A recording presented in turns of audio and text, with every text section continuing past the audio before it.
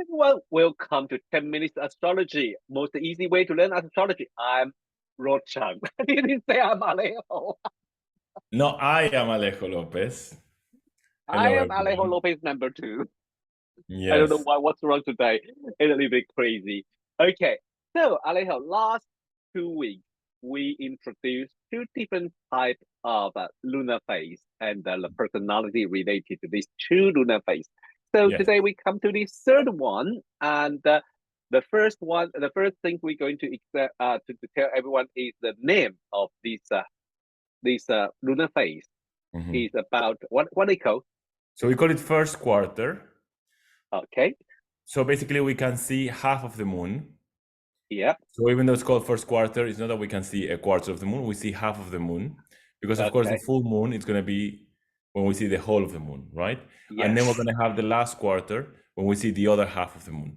So first Mm-hmm. quarter is the first time that we can see half of the moon. We cannot see complete the whole moon, but we can Mm-hmm. already see it's kind of a very dramatic moment in the sky. You can really see the moon is there.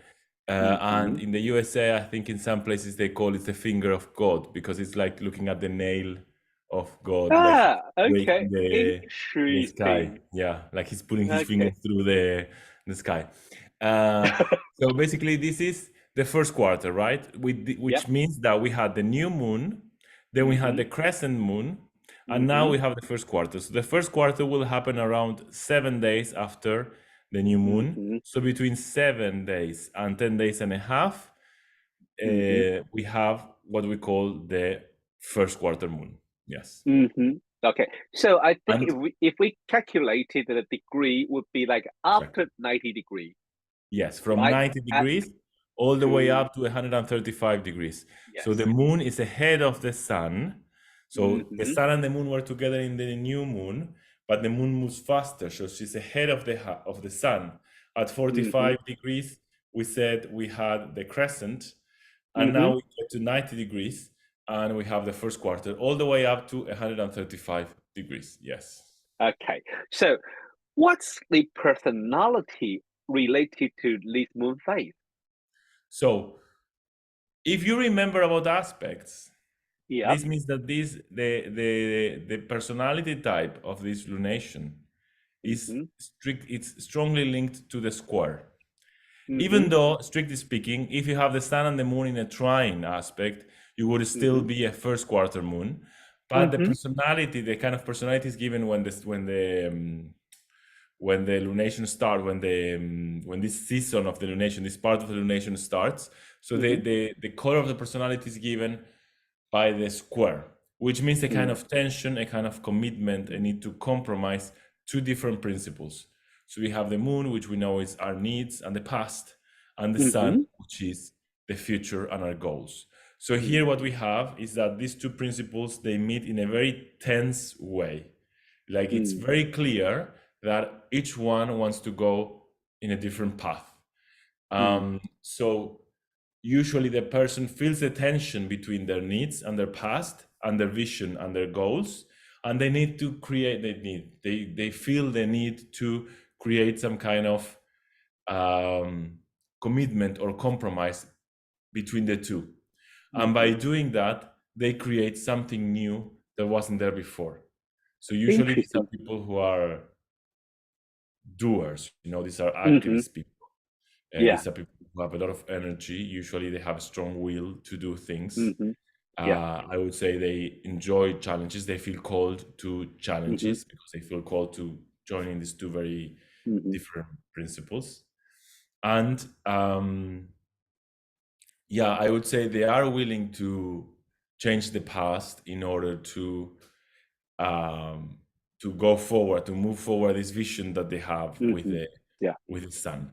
Maybe they are willing to question previous ideas because the tension is so strong that they have the will to question the past, because the sun is questioning the moon, right? Mm-hmm. So previous ideas, they feel like we might need to change previous ideas, and they will focus, with this desire to create something new.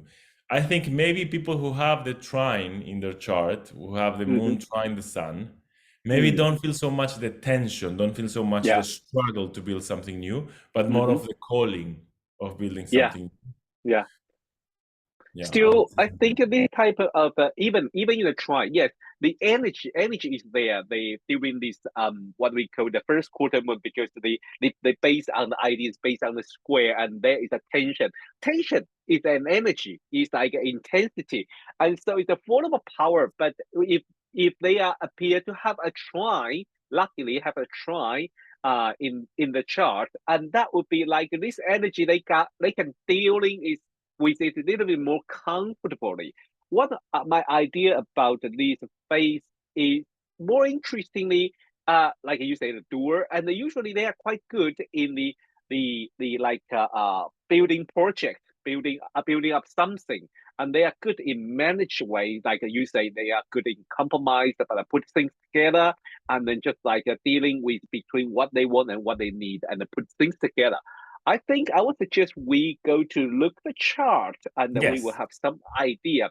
Well, today I think Alejo and I we both bring one chart we like. So well, I will talk about the chart I like first, and I will switch to the Mhm. Alejo's the one Alejo choose. So this is the one I chose is the our previous queen in England, Queen Elizabeth II. She had Very interesting the choice. yeah she has the first quarter moon. So also look, her sun is 0 degree Taurus. So if we calculated 0 degree Taurus for the 90 degree, that would be 0 degree Leo, and Hmm. then her moon is 12 degree ahead. So this is the like a 102. Is it? Hmm. Yeah, 102 degree ahead of of the sun.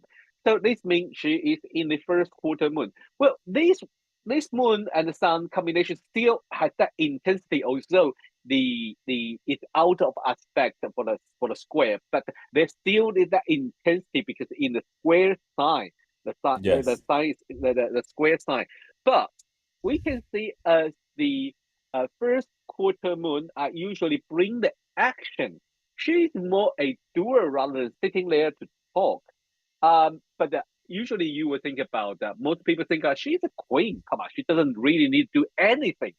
Wow, you have to see she is the longest region of the monarchy in the Yeah. world before she passed away.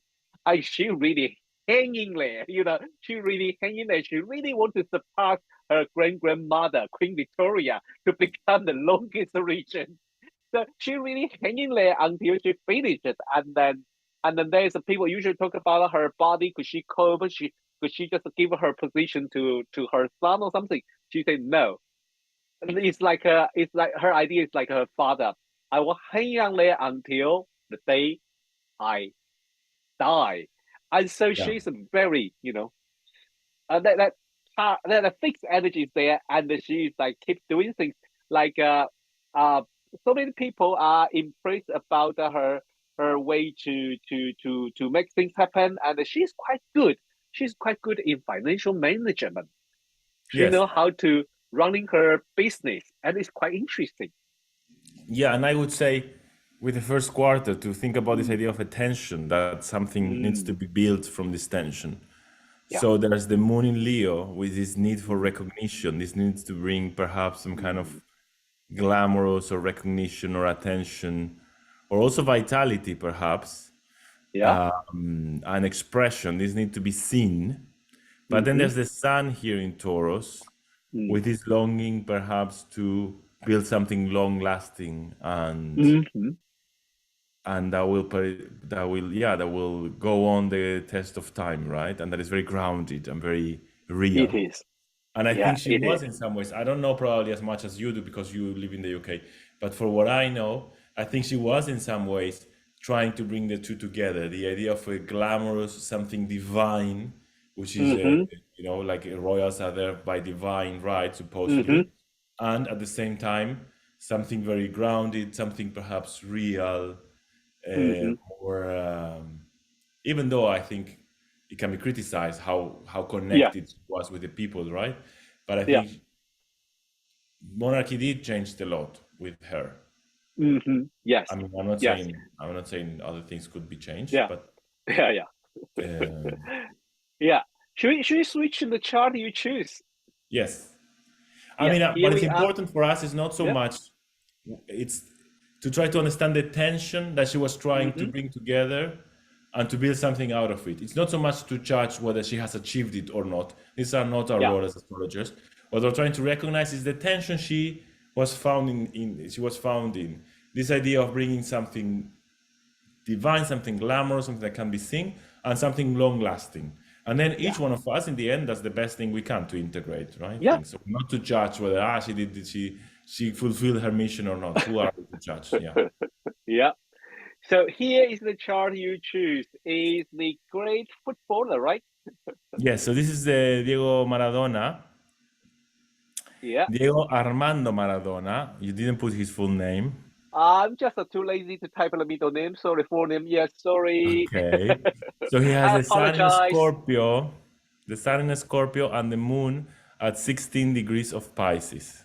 Yeah. So Sun in Scorpio at 6 degrees, which means that the Mm-hmm. square Mm, is at 6 degrees of Aquarius. mm-hmm. Now the sesquiquadrate is going to be 45 degrees after that.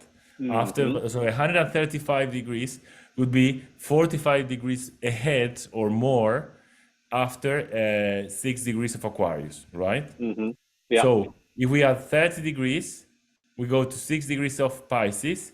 We still Yeah. need to add 15 degrees. We go to Yeah. 21 degrees of Yeah. Pisces. So he is a first quarter Yeah. because it's almost a trine between his moon and his sun, and he didn't really reach the 135. Yeah. Mm-hmm. So again, we have this idea of building something, doing something, Mm-hmm. achieving something. Mm. Again, a person of action. And if you know him, he's definitely a person of action. And here, what we have is the moon in Pisces with this Mm. need perhaps to merge with something greater, to connect with the inner world, to connect with something beyond reality. And we know he had a lot of problems with drugs and stuff. I'm not saying, Ah. of course, by any means that every moon in Pisces has this problem. But there's a need probably if you have a moon in Pisces to connect with something outside of this world. And you could Yeah. do art, you could do imagination, you could do meditation, or one way could be to do drugs, not the Yeah. healthy Substance. Yeah. way, but it might be. And then we have the Sun in Scorpio, which is the idea of survival, right? The idea of Mm. resilience, right? Mm. So we have a tension between the two, the idea of surviving, the goal of surviving, of Mm-hmm. achieving, of uh, draining some kind of power, becoming, with the Sun of Scorpio, becoming this kind of powerful figure, guiding Mm. figure, and the moon in Pisces, which is connecting with something greater. It's also interesting that the sun is in the 12th house and the moon is in the 5th house, and the Yeah. moon in Pisces. So there is a dialogue between ideas about the collective and Yeah. ideas about myself, myself expressing who I Mm. am. And indeed, Yes. one may wonder how much could we see of what Maradona really was, and how much he was consumed by an archetype, right? By the Mm. savior of Argentina, the great hero of Argentina, Uh-huh. right? How much what we saw is really what he is, and how much he was consumed by this archetype, and he sacrificed his own self of identity for that. Ah. This quest of bringing these two together, right? Yes. I don't know much about Maradona, and I know he is a great footballer, and he is a symbol of Argentina's football.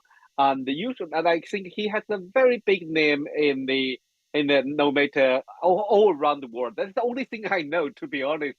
Yeah. So the only thing I can see that moon in the fifth house are related to this kind of a sport things, and the Yes. sun is creative, but also I mean, I strongly wondering, like with that Neptune, Sun Moon Neptune conjunction with Moon in Pisces and in the Sun conjunct the Neptune in the 12th house, they keep emphasize is about his like transcendent or go beyond something or connect with the world. This is what I register when I see this chart.